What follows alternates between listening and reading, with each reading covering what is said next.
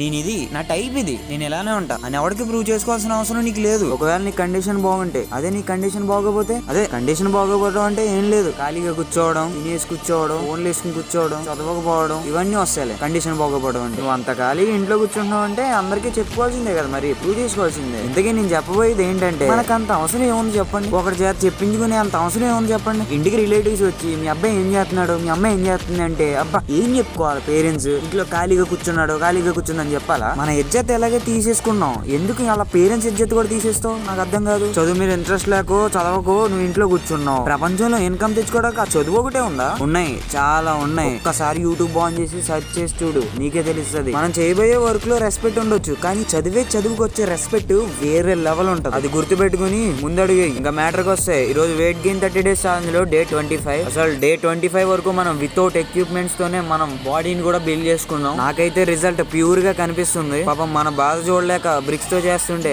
పక్కన ఒక అన్న పిలిచి డంబుల్స్ ఇవ్వనా అంటే, సరే ఇవ్వండి అన్న, మనం కూడా ఎలాగా వాడాల్సిందే కదా, సరే చూద్దాం ఎలా ఉన్నాయి ఏంటి అనేసి అని తీసుకున్నాం అనమాట. నేను కూడా తీసుకుంటా అని చెప్పాను కదా, 10K ఫాలోవర్స్ వస్తే మనం కూడా త్వరలోనే తీసుకుందాం. ఇవి అయితే చాలా బాగున్నాయి అనమాట అన్న ఇచ్చినవి. అలా మన బేసిక్ వర్కౌట్ అయితే ఫినిష్ చేసుకుని ఓట్ మిల్ దగ్గరకు వచ్చాను అనమాట. అలా బౌల్ లో 2 bananas కట్ చేసుకుని వేసుకుని 3 tablespoon peanuts, 3 tablespoon honey, 3 tablespoon oats, 180 ml milk వేసుకుని ఫుల్ గా మిక్స్ చేసాను. లాస్ట్ లో అలాగే డ్రై ఫ్రూట్స్ కూడా వేసుకుని ఫుల్ గా మిక్స్ చేసుకున్నాను. అలా మన ఓట్ మిల్ అయితే రెడీ అయిపోయింది అనమాట. ఒక లైక్ వేసుకోండి. సరే మరి రేపు వచ్చే వీడియోలో కలుద్దాం. బాయ్.